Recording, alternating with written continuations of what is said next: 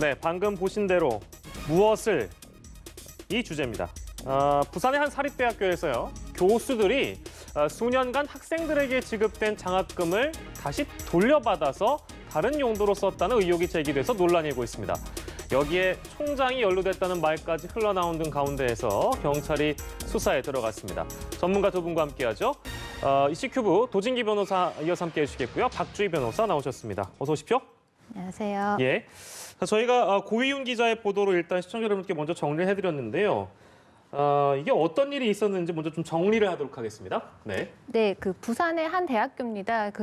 한 대학교의 학부에서 교수들이 매월 10,000원에서 20,000원 정도 이 각출을 해가지고 이제 학교 발전 기금을 모읍니다. 그래서 학교 발전 기금에서 매 학기마다 학생 1명을 이제 선정을 해서 장학금을 주기로 이제 했는데 문제는 장학금 지급 대상으로 선정되기도 전에 학생들에게 교수가 연락을 해서 장학금이 지금 250만 원이 들어갈 테니 거기서 수고비 2만 원을 제외를 하고 248만 원을 지정하는 계좌에 다시 입금을 하도록 시켰습니다. 네. 그래서 근데 지금까지 확인된 바로는 2011년부터 17명의 학생이 이렇게 장학금 선정 대상으로만 지정을 받고 다시 돈을 돌려준 것으로 알려졌습니다.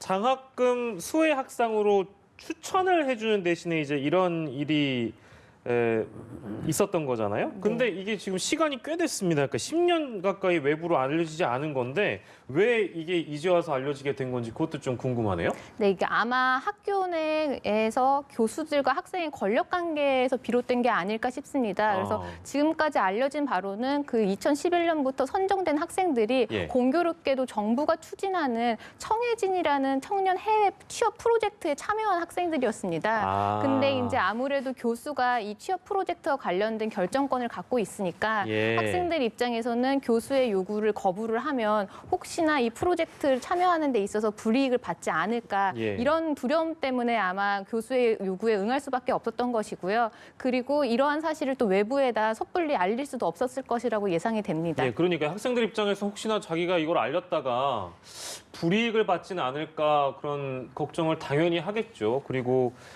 그게 이제 아까 말씀하신 그런 프로그램에 또 연계돼 있다면 충분히 이해가 됩니다. 근데 경찰은 이제 이 사건을 지금 이제 수사에 들어가고 있는 상황인데 일단 어떤 부분을 좀 중점적으로 들여다봐야 될까요, 도진기 변호사님? 우선은 그 진술 증거가 필요하겠죠. 그래서 그 돈을 지급받았다가 돌려준 학생들, 그다음에 이 실무를 담당했던 사람, 그리고 하필이면 이 일이 불거지자 지금 사라졌던 총장 진술도 들어봐야 될 것이고요. 그다음에 이들의 진술을 통해서 왜 이렇게 했는지 또 어떻게 했는지가 밝혀질 것이고 그다음에 통장 내역이라든지 돈을 사용한 내역 등을 확인하면 이 돈을 어디에 썼는지 이런 것들이 확인될 것이고요. 통상 이렇게 대학에서 부정하게 돈을 쓸 때 학생들 그리고 학생들의 계좌를 이용하는 경우가 종종 있습니다.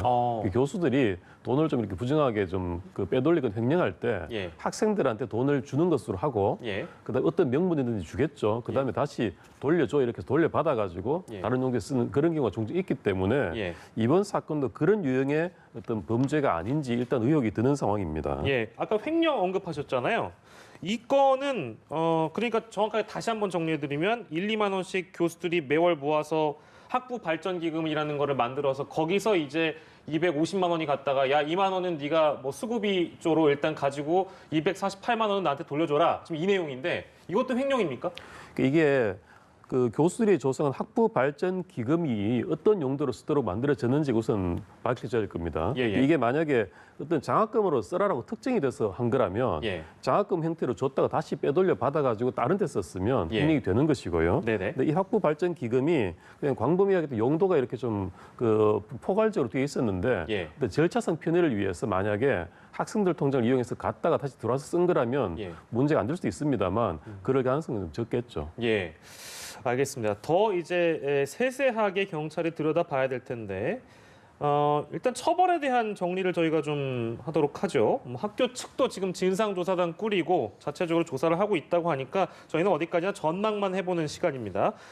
근데 이제 궁금한 것은 아까 이제 뭐 개인 용도로 사용했냐 하지 않았냐 이 부분도 이제 쟁점이 되겠습니다만 처벌에 대한 건 어떻게 좀 저희가 전망할 수 있을까요? 그러니까 만약에 이 용도 자체가 개인 용도는 아닌 거는 확실하니까 예. 만약에 개인 용도로 사용했다라고 하면은 말씀하신 것처럼 업무상 횡령에 해당이 될 수가 있는데 예. 문제는 지금 학교 측에서는 이게 장학금으로는 사용하진 않았어도 예. 이게 학교 뭐 운영 비용이라든지 아니면 학생들 복지로도 사용을 했다 이런 식으로 지금 얘기를 하고 있거든요. 그래서 학교 발전을 위해서 만약에 사용했다라고 했을 때는 이걸 과연 예. 처벌은 어떻게 되냐라고 보면은 예. 사실 사립학교법에서는 기부금 같은 경우는 네. 교비 회계 수입으로 해서 별도의 계좌로 관리하게 되어 있습니다. 네네. 그래서 그 교비 회계에 있는 용도는 다른 데로 사용을 할 수가 없고 예. 사용한 경우에는 처벌을 받게 되는데 예. 다만 지금 말씀하신 것처럼 이 발전 기금의 목적이 예. 단지 장학금으로만 이 특정이 되어 있었는지 예. 아니면 좀 광범위하게 학교 발전 기금, 학생들 복지 후생에도 사용할 수 있다라고 봤을 때는 예. 이 부분에서도 교비 회계 전용으로 보기엔 좀 어려울 것 같습니다. 예, 그렇군요.